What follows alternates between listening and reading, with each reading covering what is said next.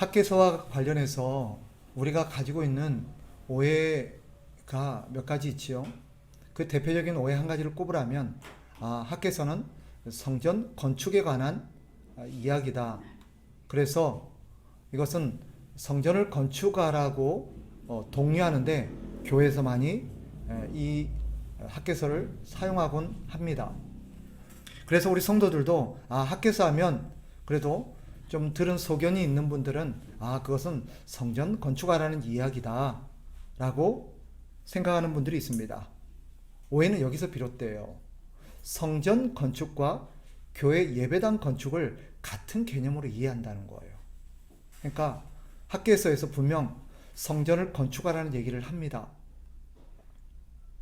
그런데 우리는 그것을 교회 예배당 건축하라는 것과 동일시 여겨서 봐라, 하나님께서 지금 예배당을 건축하기를 그렇게 기뻐하시고 예배당 건축에 우리가 힘을 쓰지 않고 관심이 없으니까 우리가 이렇게 어려운 거다, 너희가 그렇게 살림이 안 피는 거다, 이렇게 주장하곤 합니다.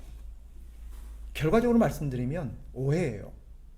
여기서 한 발 더 나가서 이렇게 얘기를 하곤 하지요. 성전을 건축하면 하나님이 기뻐하셔서 성도들에게 복을 주신다. 그래서 성전 건축하고 난 백성들이 하나님 앞에 복을 받는다. 역시 오해입니다. 학개서는 그것을 말하려는 게 아닙니다. 학개서가 분명 성전 건축을 명하고 있고 그것이 하나님의 백성들에게서 삶에 있어서 중요한 부분이라고 말하고 있긴 하지만 우리가 생각하는 그런 결론에 이르는 것은 아닙니다. 그것이 곧 예배당을 건축하는 것이고 예배당을 건축하는 것이 우리가 하나님 앞에 복을 받는 길이다, 그것을 말하려는 의도는 전혀 없습니다. 그럼 학개서가 말하려는 게 뭐냐? 짧은 성경이지만 이 학개서는 우리 신앙생활의 전반을 아우르고 있고요, 우리 신앙생활의 본질이 무엇인지를 말하고 있습니다. 그것을 성전이라는 것을 통해서 우리에게 설명하고 있는 것입니다. 학개 선지자가 활동했던 그 시대적 배경은 포로 귀환 시대를 배경으로 하지요. 우리가 아는 것처럼 이스라엘 백성들은 바벨론에 의해서 BC 586년에 멸망하게 됩니다. 그리고 나서 바벨론으로 포로로 끌려가죠. 그죠? 바벨론 포로지에서 70년을 삽니다. 그리고 70년 만에 하나님께서 예레미야 선지자를 통해서 예언하셨던 것처럼 이 백성들이 다시 이 예루살렘 땅으로, 유다 땅으로 돌아오는 일이 있게 되는데, 우리가 아는 것처럼 한 번에 다 돌아오지 않고 3차에 걸쳐서 돌아오게 되죠. 1차 하나님의 말씀을 받아서 바벨론 땅에서 유다 땅으로 귀환했던 인물들이 있습니다. 그 무리를 이끌었던 지도자가 스룹바벨이에요.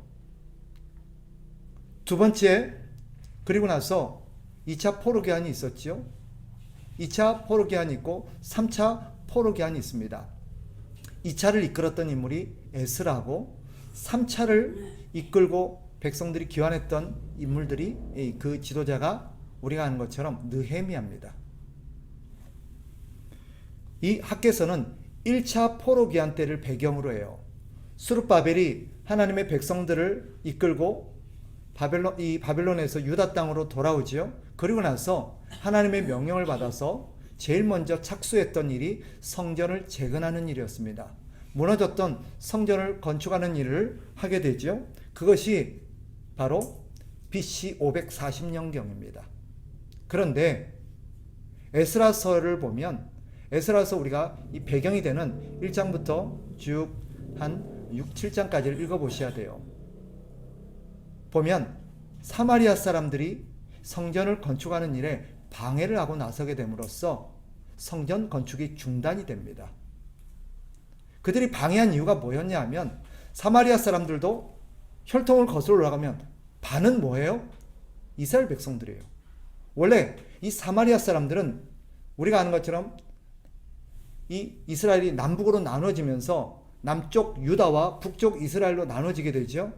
그리고 이 북쪽에 살았던 이스라엘 백성들을 북이스라엘이라고 불려지는데, 이 사람들이 남유다에 비해서 일찍 한 150년 정도 일찍 BC 722년경에 아수르에서 침공을 당하게 되고 그들이 다 포로로 끌려가게 돼요. 그런데 바벨론과 달리 이 아수르는 민족 혼혈 정책, 피를 섞어버리고 이방 민족과 유대인들을 섞어서 혼혈인을 만들어내는 그런 정책을 펴니다.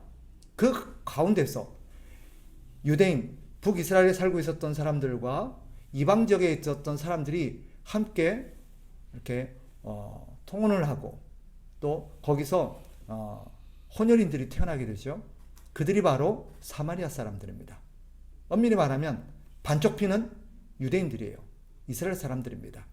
그들이 유다 사람들이 포로지에서 돌아와서 성전을 건축한다는 얘기를 듣고 찾아와서 우리도 끼워달라고 그래요. 우리도 반은 유대인 아니냐. 그런데 그들은 거절합니다. 거기선 생략되어 있지만 두 가지 이유 때문이죠. 첫째는 뭐예요? 그들이 이미 종교적으로 타락했다는 거죠.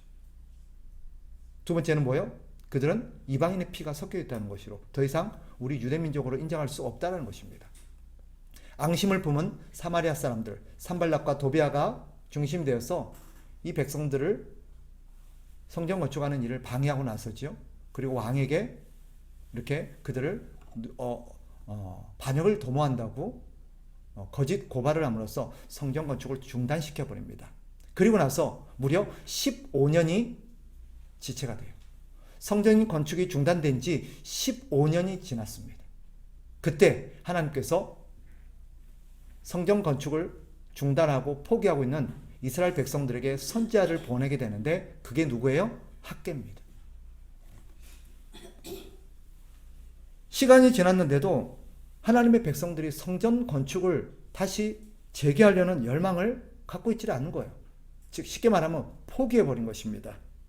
그리고는 뭐라고 얘기하냐면 아직 오늘 본문에서 말하는 것처럼 성전 건축할 때가 이르지 않았다라고 말하는 것입니다.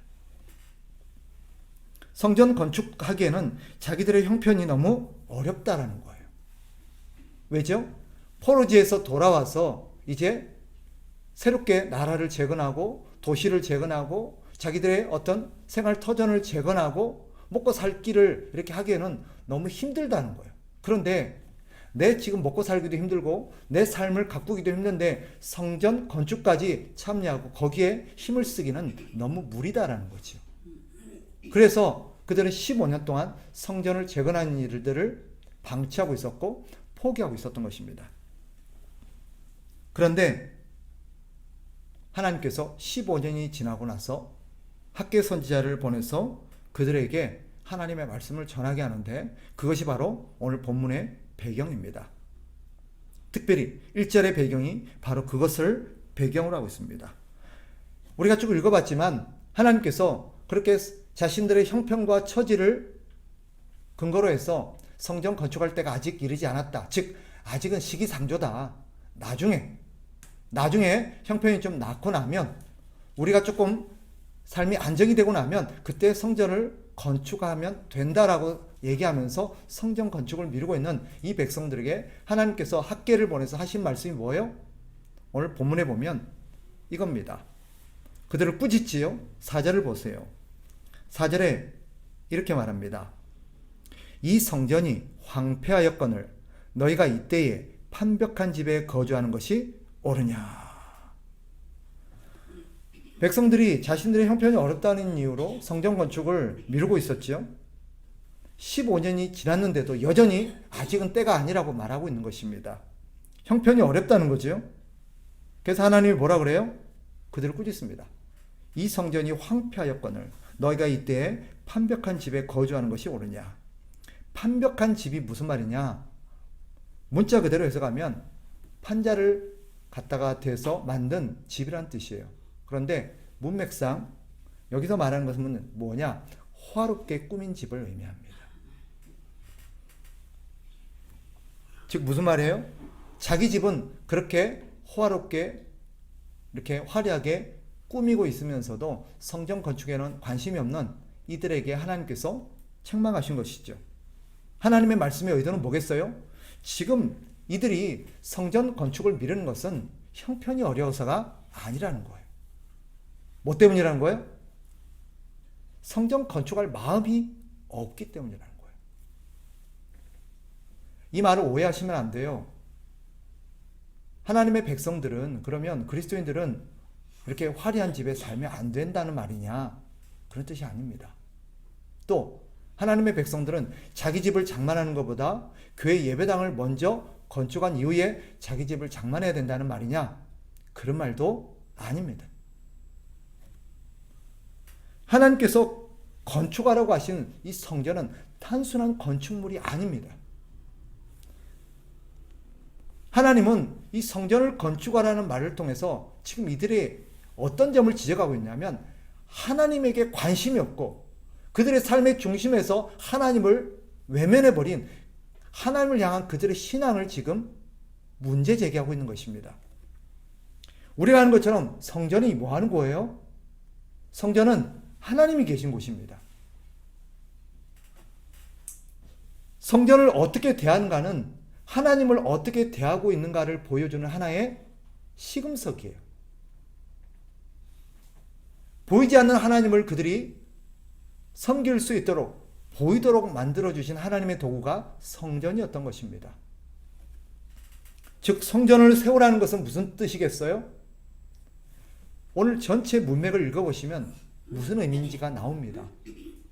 성전을 재건하고 성전을 건축하라는 하나님의 의도는 너희가 하나님을 경외하고 하나님의 말씀에 순종하며 살으라는 거예요. 그럼 바꿔 말하면 지금 이들이 성전 건축을 미루고 있고 하고 있지 않다는 건 뭐예요? 하나님께 관심이 없다는 거예요. 오히려 이들의 관심이 어디 있다고 말해요? 자기들 자신에게만 있는 거예요. 그래서 5절에 하나님께서 이렇게 말하는 거예요. 5절 보세요. 그러므로 이제 만군의 여호와가 이같이 말하노니 너희는 너희의 행위를 살필지니라. 7절에도 보세요. 같은 말을 하죠. 만군의 여호와가 말하노니 너희는 자기의 행위를 살필지니라. 두 번이나 반복해서 같은 말씀을 하세요. 지금 니네 행위를 한번 살펴봐라. 니네 지금 행위를 한번 살펴봐라. 라고 두 번이나 언급하세요. 여기서 말하는 행위라는 단어는 뭐냐? 이것은 특정한 행동을 말하는 게 아니에요.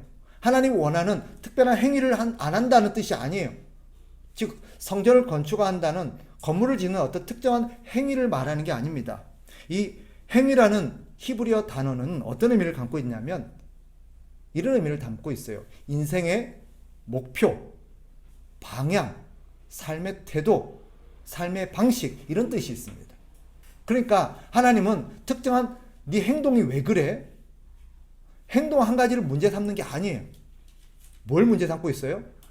니네 지금 인생의 목적을 한번 생각해. 지금 니네 인생의 목적이 지금 제대로 됐는지를 보라는 거예요. 니네 삶의 지금 태도가 제대로 괜찮은지를 보라는 거예요. 바꿔 말하면 뭐예요?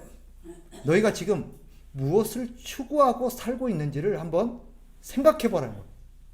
너희가 지금 그렇게 나가서 일을 하고 돈을 벌고 뭐 여러 가지 활동을 하고 행동을 하는 그 이유가 뭐냐라는 거예요. 뭐 때문에 그렇게 일하냐? 뭐 때문에 그렇게 그런 어떤 것들 계획을 세웠느냐? 뭐 때문에 그 길을 가려고 하느냐? 뭐 때문에 그런 어떤 선택을 했느냐? 하나님께 지금 뭘 묻고 있는 거예요? 그 이유를 묻고 있는 거예요. 그 목적을 묻고 있는 거예요. 그것이 과연 하나님을 위해서 그렇게 하는 건지, 아니면 너 잘 먹고 잘 살라고, 너 뱃속을 채우려고 그렇게 하고 있는지 잘 생각해 보라는 거예요. 이게 하나님이 말씀하신 의도인 것입니다. 그 결과가 무엇인지를 6절에서 하나님이 말씀하세요. 6절 한번 가봅시다. 6절 같이 한번 읽어봅니다. 다 같이 시작. 너희가 많이 뿌릴지라도 수확이 적으며 먹을지라도 배부르지 못하며 마실지라도 흡족하지 못하며 입어도 따뜻하지 못하며 일꾼이 삭슬 받아도 그것을 구멍 뚫어진 전대에 넣음이 되느니라. 이게 무슨 말이냐? 이것은 단순히 너희가 하나님께는 관심이 없고 너희가 너희 욕심을 따라 살려고 하니까 너희가 가난한 거야. 너희가 돈을 못 버는 거야. 그걸 말하는 게 아니에요. 그런 의미가 전혀 없지는 않겠지만 그것보다 훨씬 더 근본적인 얘기를 하고 있는 거예요. 하나님 없는 삶이 결코 만족이 있느냐는 거예요. 하나님을 인생에서 배제하고 하나님 없이 니네 뜻대로, 니네 속에나 오른 대로, 니네 계획대로 사니까 그래 니네 뜻대로 되느냐는 거예요. 니네가 원하는 대로 돈이 벌어지느냐는 거예요. 네가 원하는 대로 그렇게 행복하느냐는 거예요. 네가 원하는 대로 그렇게 인생이 만족스럽느냐, 이걸 묻고 있는 거예요. 지금 돈이 작아서가 아니에요. 직장이 없어서도 아니고 집이 없어서도 아니고 20평에 살아서도 아니고 그런 게 아니에요. 사람들의 생각은 어땠을까요? 잠깐 이것만 하고 내가 주의를 하겠다 하면서 내가 이만큼만 하면 괜찮을 것 같아. 예를 들어서 내가 대학만 지나가고 나면 내가 이제 하나님을 더 잘 섬길 수 있을 것 같고 하나님을 더 잘 섬길 수 있는 그런 어떤 토양이 될 것 같아. 내가 이 일만 끝나고 나면, 내가 이만큼만 어떤 마련하고 나면, 내가 이 집만 얻고 나면, 내가 이것만 이루고 나면 내가 좀 만족이 될 것 같고 내가 좀 여유 있게 하나님을 섬길 수 있을 것 같아. 이런 생각 누구나 하죠. 그죠? 그런데 하나님이 묻고 있는 거예요. 그래 니네 뜻대로 그렇게 되니까 만족스럽냐? 이제 만족이 되니? 행복하니? 그러니까 하나님을 잘 섬겨지니? 이렇게 묻고 있는 거예요. 결과적으로 무슨 말이에요? 하나님 없는 인생은 아무리 노력을 해도 결코 만족이 없는 인생이라는 거예요. 하나님 없는 인생은 너희들이 아무리 노력해도 너네가 원하는 어떤 만족과 행복을 이룰 수 없다라는 거예요. 왜요? 사람의 욕심이 절대 그걸 용납하지 않습니다.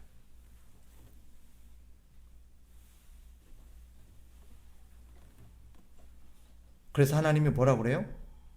많이 뿌릴지라도 수확이 적다 그래요. 이 말은 문자 그대로 많이 뿌렸는데 적게 거둬들였다, 자기가 기대한 만큼 거둬들여지지 않았다, 그런 의미도 있겠지만 무슨 말이에요? 사람이 자기가 원하는 만큼 벌어들이고 거둬들인다 할지라도 만족이 안 된다는 거예요.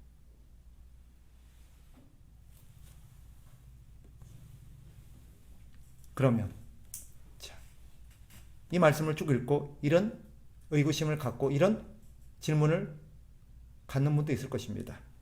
자, 그럼 성전을 건축하고 나면 하나님께서 더 많이 소유하게 해주신다는 말인가?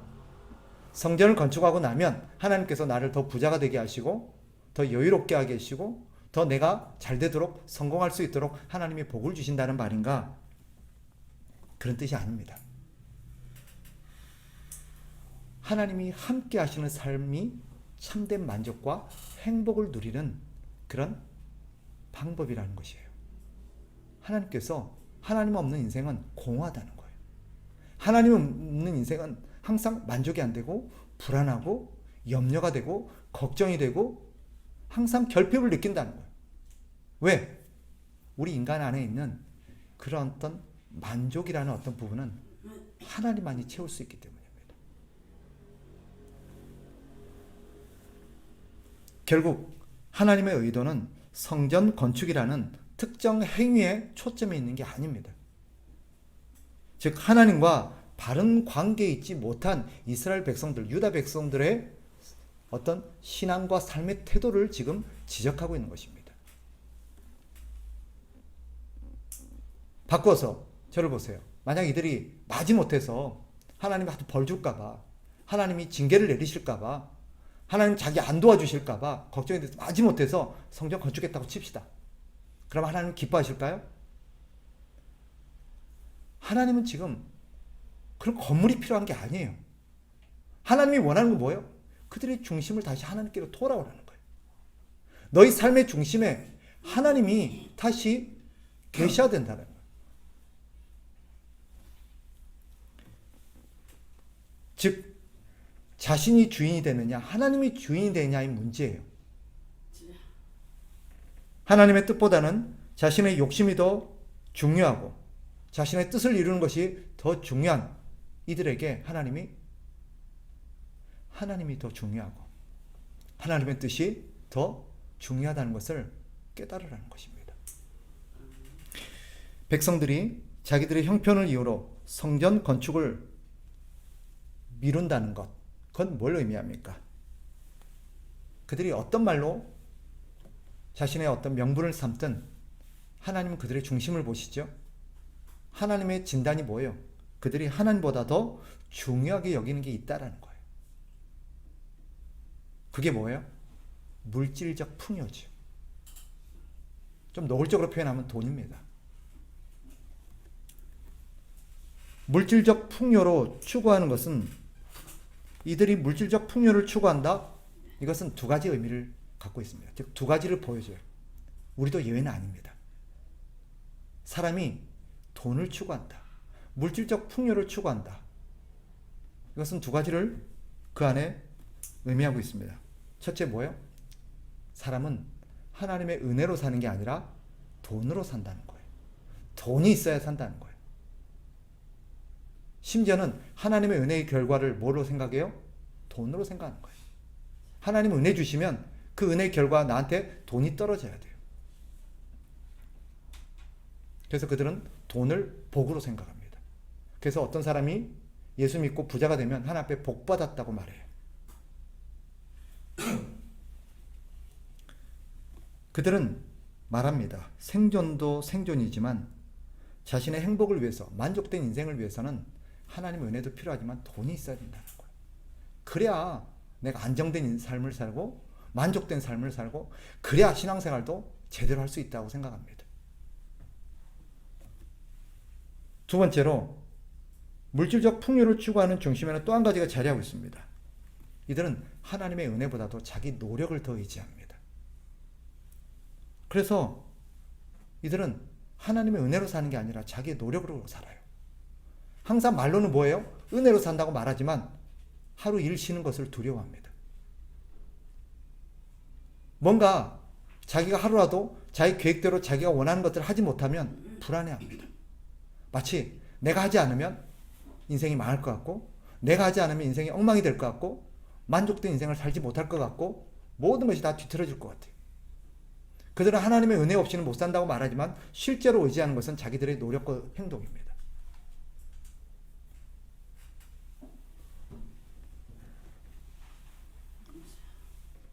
자신이 일하지 못하거나 자신의 뜻대로 진행되지 못하면 항상 불행해질 것을 염려하는 것, 그게 바로 물질적 풍요를 추구하는 사람들의 특징입니다. 혹 우리가 그렇고 있지 않는지 생각해 봐야 돼요. 결국 이들은 하나님이 진단하기에는 무엇을 추구하는 사람들이에요? 하나님을 추구하는 사람이 아니라 자기 욕심을 추구하는 사람들이에요. 이들만 그럴까요? 오늘 우리는 어떻습니까? 여러분은 어디에 지금 관심이 있으세요? 무엇을 위해서 그렇게 열심히 사세요? 우리는 대부분 열심히 삽니다. 아마 제 주변 사람들의 가운데 게으르고 나태한 사람들은 거의 없을 거예요. 제가 보니 여러분들도 다 열심히 사시는 것 같아요. 문제는 하나님이 지적하시는 것은 열심히 안 산다는 게 아니에요. 무엇을 위해서 그렇게 열심히 사냐는 거예요.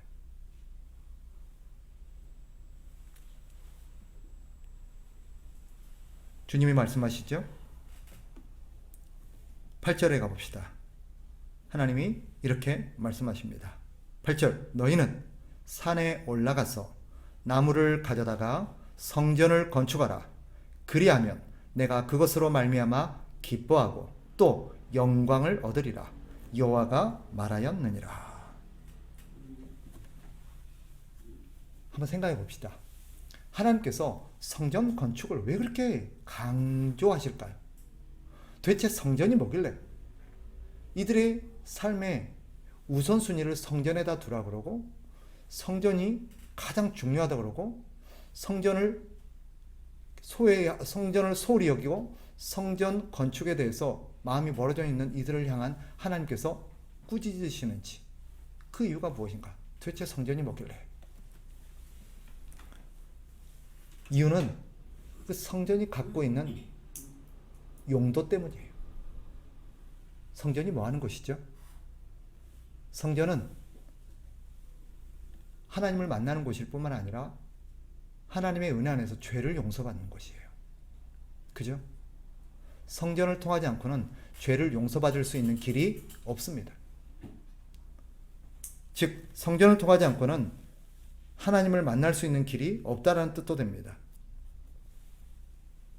자, 성전에서 자신의 죄를 용서받지 못하고 하나님의 은혜를 받지 못하면 어떻게 될까요?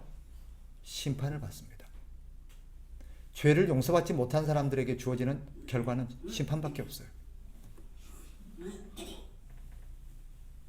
이 점을 생각할 때 이들이 성전 건축을 미루고 있다는 것은 뭘 의미해요?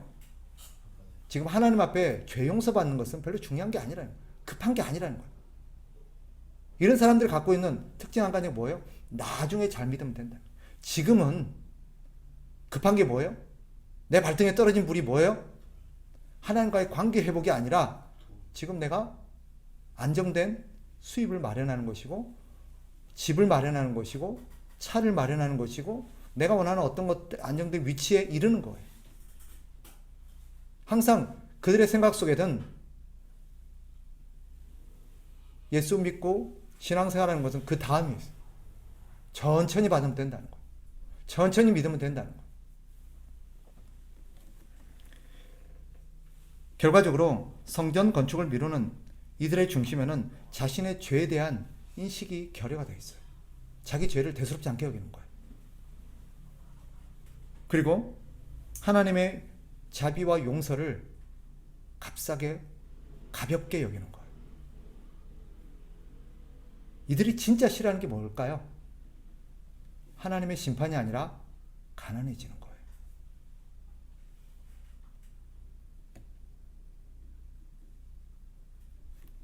사실 여기에 대해서 정말 자신이 없어요. 솔직히. 여러분이 그렇다는 건 아닌데, 제가 지금까지 만나왔던 많은 사람들 가운데 아주 소수를 제외하고는 이들이 정말 하나님의 심판보다, 장래에 있을 하나님의 심판보다 가난함을 더 두려워하는구나 하는 생각을 지울 수가 없습니다. 나는 우리 성도들이 그런 의식을 갖고 있을까 봐 참 두렵습니다.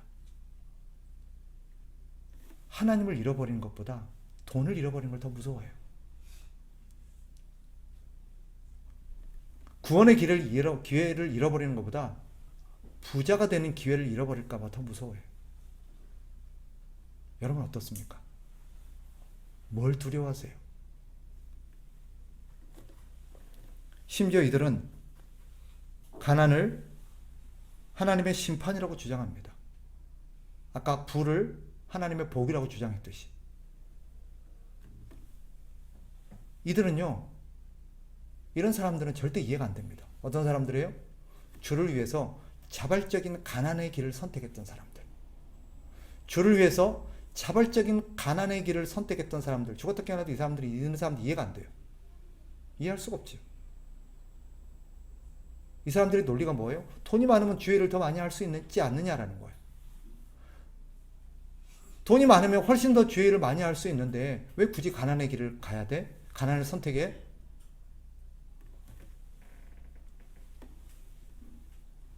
그러니까 주님의 말씀이 이해가 안 되는 거예요. 성경의 말씀이 이해가 안 되는 거예요. 그래서 저도 한때 그런 기도를 한 적이 있었죠. 하나님, 내가 가난해서 덕이 안 됩니다. 예수 믿는 사람인데. 하나님, 나름 제가 하나님께 열심히 믿는 사람이잖아요. 제 주변 사람들도 제가 교회 열심히 믿는 사람이라는 거 다 알고 있습니다. 그럼 내가 적어도 하나님 체면 유지는 좀 해야 될 거 아닙니까? 그래도 내가 하나님 열심히 믿어서 좀 잘 되고 있다는 얘기는 좀 해야 될 거 아닙니까? 근데 내 주변에 내가 제일 가난해요. 제일 못 살아요. 하나님 이거 체면이 안 서요. 내가 이래가지고 어떻게 사람들한테 예수 믿으라고 하겠습니까? 사람들이 예수 믿으라 그러면 니처럼 가난하게 살까봐 내 예수 안 믿으란다. 이렇게 말할까봐 마음이 영 편하지가 않아요. 사실 깊이 들어가면 그럴듯해 보여요. 그죠? 그럴듯해 보이는데 사실은 똑같은 생각을 하고 있는 거예요. 어떤 논리예요? 내가 부자가 되면 하나님 앞에 복을 받은 거고 가난하면 하나님 앞에 복을 못 받은 거예요. 그래갖고 가난한 사람들이 갖고 있는 딜레마가 뭐예요? 하나님 나를 사랑하지 않나? 어떤 사람이 예수 믿고 부자가 되면 하나님 저 사람 사랑하시나? 또 그 사람들 그렇게 얘기해요. 뭐가 잘 되면 하나님 나를 너무 사랑하시는 것 같아요. 하나님 나에게 너무 은혜를 주셨어요. 그럼 나는 뭐야? 예수 열심히 믿고 주를 위해서 열심히 살아온 가난한 나는 뭐야? 그 사람들이 뭘 되는 거예요? 뭔가 예수 잘못 믿게 되는 거예요. 그들의 논리대로 한다면 예수 잘못 믿고 있는 거예요. 하나님의 사랑을 받지 못하고 있는 거예요.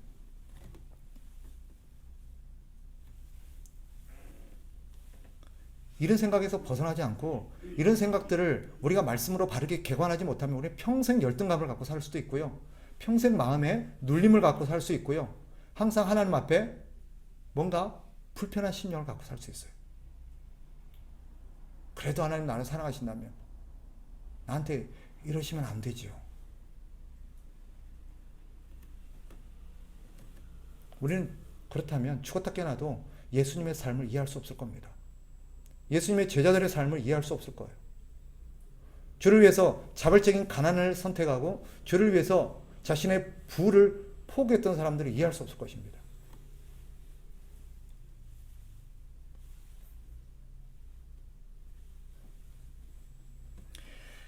성전을 건축하라 하시는 하나님의 의도가 무엇일까요?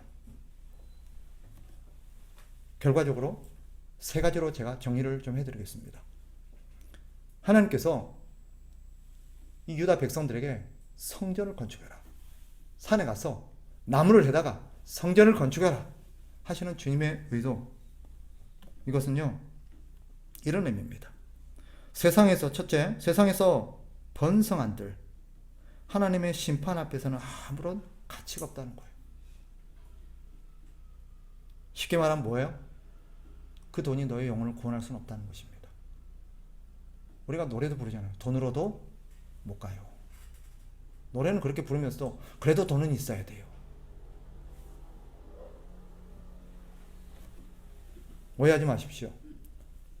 그리스도인은 부자가 되어서는 안 된다는 거나 그리스도인은 돈을 많이 소유하고 돈을 가지고 일해서는 안 된다, 그런 뜻이 아닙니다. 돈을 의지해서 안 된다는 뜻입니다.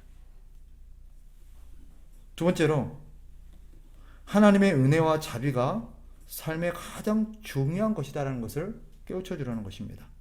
하나님의 은혜와 자비, 이게 사람에게 있어서 가장 중요한 것입니다. 우리가 깨닫지 못했을 뿐이지 우리는 하나님의 은혜로 살고 있어요. 오늘 눈을 떴지요? 사지육신 멀쩡하게 우리가 살았지요. 그리고 그 몸 그대로 하나님 앞에 나와서 이 말씀을 듣고 있습니다. 먹었고 마셨고 입었습니다. 이게 다 은혜예요. 세 번째로 용서와 자비는 오직 하나님과의 바른 관계에서만 주어진다는 것을 깨우쳐 주는 것입니다. 이게 성전이 가르쳐 주는 거예요. 성전을 건축해라. 성전을 통하지 않고는 네가 절대 죄를 용서받을 수 없다. 이 말은 하나님 없이는, 하나님을 경외하지 않고 하나님을 우리가 의지하지 않고는 절대 죄를 용서받을 수 없다는 말과 같은 말입니다.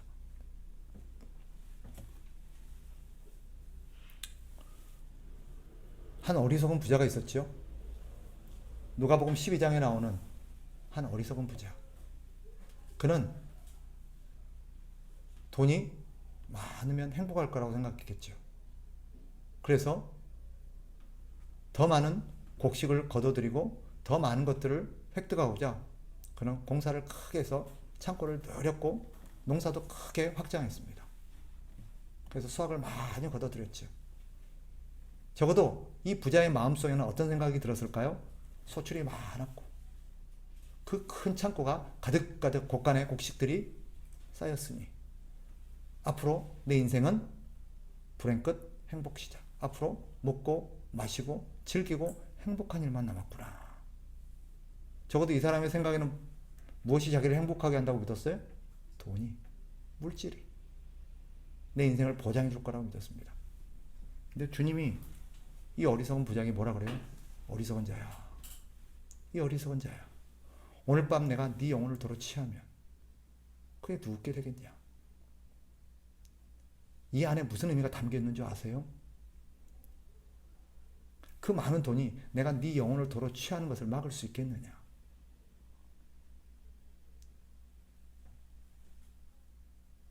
그 돈이 네가 심판받는 것을 막을 수 있겠느냐?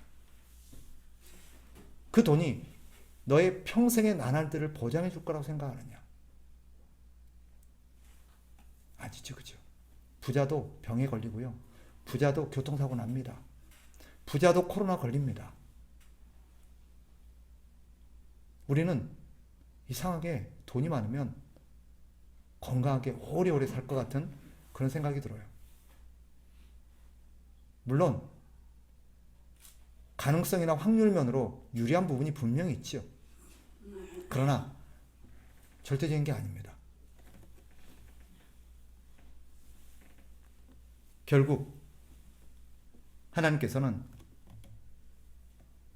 돈을 추구하고 세상 것을 추구하고 자신의 욕심을 추구하면서 성전을 소홀히 여기고 나아가 하나님을 소홀히 여기는 이들에게 하나님은 성전을 건축할 것을 명하십니다. 성전을 건축해야 네가 살아. 그런데 우리가 알듯 하나님께서 말씀하신 이 성전 건축 안에는 어떤 한 암시가 들어있었습니다. 뭐냐? 바로 예수 그리스도입니다. 하나님께서 건축하기를 원하셨던 진짜 성전은 손으로 지은 성전이 아니라 사실 예수 그리스도였어요.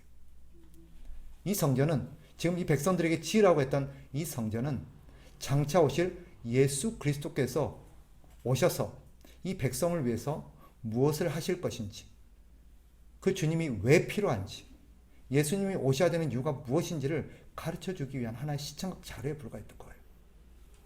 우리가 알듯 예수님이 참된 성전이시죠. 이 땅의 성전은 예수님의 그림자라고 말합니다.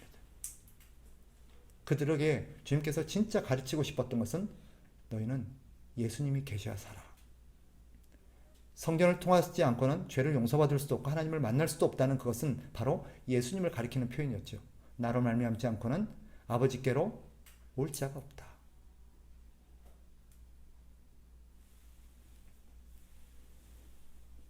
성전을 가장 귀하게 여기고 성전을 가장 보물로 여긴다는 것은 예수 그리스도를 보물로 여기고 예수 그리스도를 가장 귀하게 여긴다고 표현해도 맞습니다.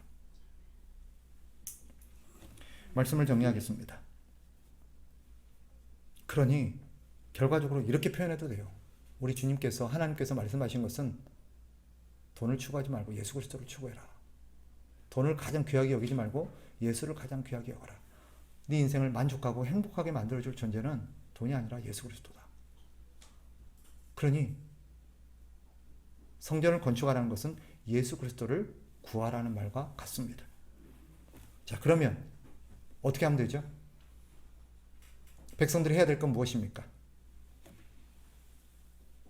성전을 건축하고 우리 힘을 합쳐서 성전을 건축하면 되겠다. 근데 그게 안 돼요. 그게 될 것 같지요. 그죠? 오늘 이렇게 얘기를 들으면 그래 맞아.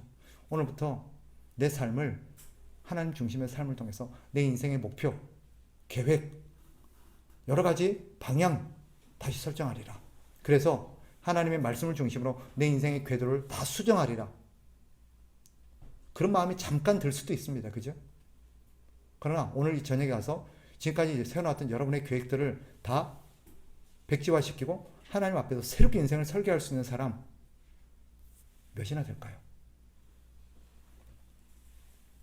죄송한데 우리 노력으로는 불가능합니다. 저와 여러분의 각오와 의지로는 불가능합니다. 그럼 그 얘기를 왜 하는 거예요 도대체? 불가능한 우리 의지 아무리 마음 먹고 작심하고 해도 안 될 얘기를 왜 하는가? 그 답이 14절에 있습니다.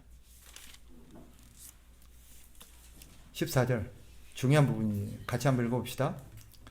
다 같이 시작. 여호와께서 스알디엘의 아들 유다 총독 스룹바벨의 마음과 요사닥의 아들 대제사장 요수아의 마음과 남은 모든 백성의 마음을 감동시키시매 그들이 와서 만군의 여호와 그들의 하나님의 전 공사를 하였으니. 자, 그들이 공사를 의기투합해서 시작하는 일이 발생했죠. 그죠? 근데 그렇게 그들이 마음을 새롭게 해서 성전을 건축하게 된 이유가 뭐예요? 하나님께서 그들의 마음을 감동하셨기 때문이에요. 즉 성령의 감동이 있었던 것입니다. 성령께서 그들의 마음을 감동시켜서 변화시켜 주시고 깨닫게 하시고 서로 합심하고 의기투합해서 하나님 성전을 건축하겠다는 마음을 먹게 하신 것입니다. 15년 동안 꿈쩍하지 않았던 그들의 마음이 갑자기 움직였어요. 뭐 때문에? 성령께서 그들의 마음을 감동하셨기 때문입니다. 생각해 봅시다. 15년 동안 그들이 황폐해져 있는 짓다가만 흉물한 성전을 지나가면서 무슨 생각을 했을까요? 한 번도 아유 저거 짓긴 지어야 되는데 그런 생각 안 했을까요? 그들의 삶의 한가운데 있는 흉물스러운 짓다만 성전의 어떤 모습을 보면서 그들이 저거 해야 되는데 저거 완성돼야 되는데 그래야 예배를 드릴 텐데 그런 생각 안 했을까요? 근데도 왜 15년 동안 그게 안 됐을까요? 사람의 마음으로 되는 게 아니기 때문에 성령이 감동해 주셔야 돼요. 그러면 우리가 해야 될 일이 있습니다. 뭐겠어요? 기도하는 거예요. 우리가 하나님을 경외하고 하나님의 말씀에 순종하며 하나님의 뜻을 삶의 가장 우선된 가치로 하나님의 내 뜻이 아니라 하나님의 뜻대로 내 인생을 설계하고 이끌어가는 데는 성령의 감동이 필요합니다. 그래야만 돼요. 성경을 잘 보세요. 하나님의 뜻에 역행하던 사도 바울이 다메섹 도상에서 급 마음을 바꿔서 주를 위해 살고 주를 위한 계획으로 주를 위한 뜻으로 자기 인생을 새롭게 재조정한 데는 무슨 일이 있었어요? 그가 예수 그리스도의 역사로 말미암아 마음이 돌이켰기 때문이에요. 예외가 없습니다. 예외가 없어요. 그 누구도 자기 의지로 하나님을 한 사람도 없고 하나님의 뜻을 받던 사람도 없습니다. 단 한 사람도. 우리 역시 마찬가지예요. 아무리 여기에 남다른 각오와 의지가 있는 사람도 며칠 못 갈 겁니다. 이내 방해에 부딪히고 벽에 부딪히고 여러 가지 한계에 부딪혀서 포기할 겁니다. 그런 한계와 방해를 뚫고 초지일관 하나님을 위해서 살 수 있는 이런 마음의 의지는 오직 하나님이 주셔야 가능합니다. 그래서 우리가 해야 될 건 뭐예요? 기도하는 거예요. 하나님 나에게 이런 마음 주세요. 하나님 나에게 이런 의지를 주세요. 내가 지금까지 수십 년 한평생을 내 뜻대로 내 인생을 갖고 왔다면 이제 남은 인생 주를 의지하여서 주 뜻대로 갖고 나갈 수 있도록 단 한 번만이라도 단 몇 년만이라도 남은 인생만이라도 주를 위해서 멋지게 살다 갈 수 있도록 하나님 은혜 주세요. 기도해야 됩니다. 그 외에는 소망이 없어요. 오늘 사경회를 통해서 저와 여러분을 이 자리에 불러 모은 것은 사실 제가 기도하자고 불러 모은 것입니다. 그리고 이 학개서를 집어들고 여러분과 함께 나눈 것은 우리가 기도해야 될 당위성을 부여하기 위함이에요. 왜 기도해야 되는지, 무엇을 위해서 기도해야 되는지, 우리가 지금 무엇이 문제인지, 우리가 어떻게 우리 인생을 살고 갖고 나가는 것이 옳은 것인지를 우리가 함께 생각해 보자는 취지에서 이 학개서를 집어든 것입니다.